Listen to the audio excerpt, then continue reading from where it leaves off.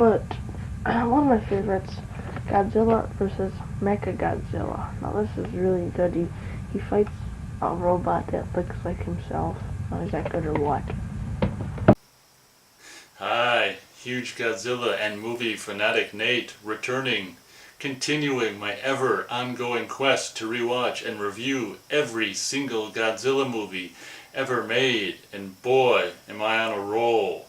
I'm here to review the 1974 film Godzilla vs. MechaGodzilla.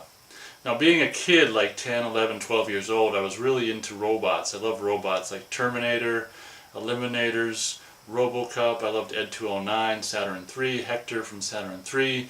I loved robots, so the idea of, and I loved Godzilla, so the idea of like a robotic Godzilla, you know, to fight Godzilla, to 11 and 12-year-old, was just like the coolest idea in the world. And it seemed like an eternity, but it was probably just a couple of years, or even maybe just a few months. But when you're a kid, that's a long time. I'd seen pictures and I knew about MechaGodzilla, but I'd never been able, because like in the late 80s there was only probably, I don't know, in North America you really couldn't see necessarily a whole lot of the Godzilla movies. They weren't really available necessarily, so it was just like in books at school or places in a library or whatever, robot books, you'd see pictures of MechaGodzilla and it's just like, I can't, find the movie anywhere. And that's why I was so excited. If you look at my last review, Godzilla vs. Megalon, when I found the tape of Godzilla vs. Megalon, and the stupid distributor of the VHS tape had a picture of Godzilla and MechaGodzilla fighting on the cover, so I'm like, Mom, you gotta buy this. And I was so disappointed. I mean, it ruined my whole life. when I got to the end of the movie and it was like, no MechaGodzilla was in the movie, I was so pissed off. So sometime in 1988, probably the exact same time that New World Video put out Godzilla vs. Gigan, they also put out, to my complete and total excitement, whatever, I can't think of the damn term, they put out Godzilla versus MechaGodzilla. So this is the very first, it says right here on the thing, all new, like Gigan, never before seen on video. So this is probably the first, maybe it's the first VHS of it in North America, I don't know. But at any rate, it's the first time I ever saw Godzilla versus MechaGodzilla. And look at that. If you've seen the movie, you know the aliens with it's like kind of Planet of the Apes ripoff. Not too great of a picture to choose, but whatever. That's what they chose. So, probably sometime in 88 or 89 I got the VHS of Godzilla versus MechaGodzilla and probably really liked it. I remember, even up until when I just rewatched it, which was like maybe yesterday or something, I think.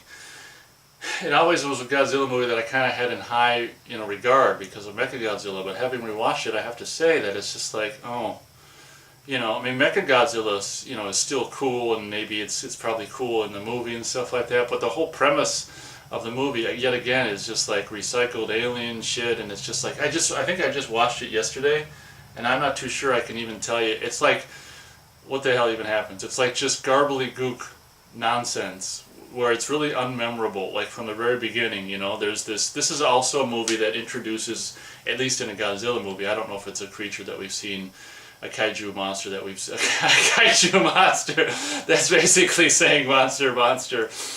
Oh boy, a monster that we've seen in any, other Japanese movies or anything before, but in a Godzilla movie, this is the first appearance of King Caesar, which is the, I don't know, furry, whatever, it's like a French poodle. You know how them dogs get, like hair shaved in certain places and like on their arms, and they have tufts at their feet, and it's just like a big huge French poodle lion thing or something like that. But King Caesar's kind of cool. They use the same sound effect that they use for like King Kong, just that whirr, I can't do it, but yeah.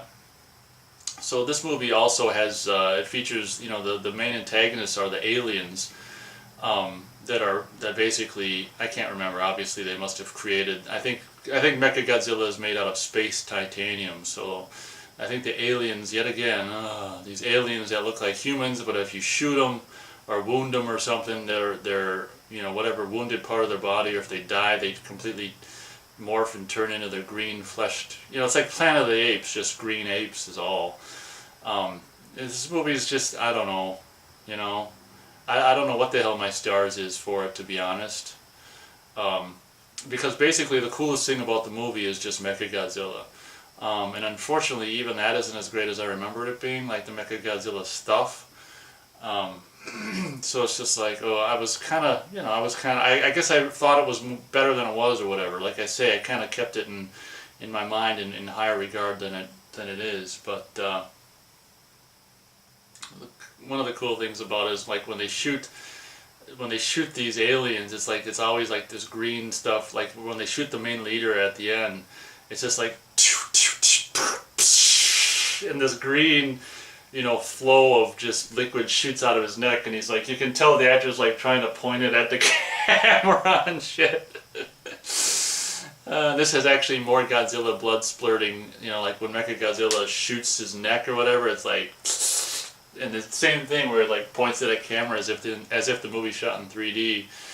Oh God, stars for this, maybe 2 1/4 star. Unfortunately, for me, there's really nothing. It's like espionage bullshit where there's this King Caesar, little thing, MacGuffin, like this statue that they're trying to protect, and on the boat they think they steal it, but it was a fake all along, and it's just like, oh man, give me a break. There's really nothing that's too terribly interesting about this movie. Like the characters, you know how like in Godzilla versus Hedorah, which is aka the Smog Monster, and even Gigan, the movie Gigan, and even I like the characters, my two dads and the little kid and Megalon. For me, out of all 4 so far, the 70s movies, the characters are just the most empty and nothing in this movie. I liked the comic book, creator guy and his, presumed girlfriend from Gigan, and I like the characters from all 3 of the 70s movies. Oh, I forgot to mention that this movie, from 1971 on, they did 1 movie a year. I mean, 71's Hedorah, 72's Gigan, 73's Megalon, and 74's MechaGodzilla. It's crazy. And I'm not sure, don't quote me, but I don't think there's any recycled shots in this movie, which is one of the pluses, but it's not enough to, go easier on the stars. I don't think they show any recycled footage from any of the previous movies, but it's really kind of cool at the beginning because MechaGodzilla first appears like Godzilla, and he has a different roar, and he's got these metal stomping feet, and he just looks off. When I first saw it, I'm like, what the hell? And they changed the roar and everything, but it's kind of cool the way they fool the audience, because the first time we see MechaGodzilla, he's got fake Godzilla skin on, like the Terminator, and then the real Godzilla appears, and it's just like, that's kind of cool. And during the first fight, the fake Godzilla skin comes off the MechaGodzilla and whatever and stuff. So what'd I say? 2 1/4 star, I think. Yeah. Not as great as I remember it. We got one more 70s Godzilla, or one more 70s MechaGodzilla appearance, which comes up next in the movie The Terror of MechaGodzilla, which will actually end the 70s. So for the most part, I like the 70s stuff. This one up until now is the one that's like, eh. There's one funny part if you watch the dubbed version. Of course, when available, I do Japanese language, but I had to click it on English just to rewatch this one part where it's really funny, because the password to go into the alien's lair in the cave, the guy on the other side of the door will say Alpha, and then you're supposed to say Centaurus, and it's just like, it's so funny, the English version of or the English guy who performs the word Centaurus, it just sounds so stupid.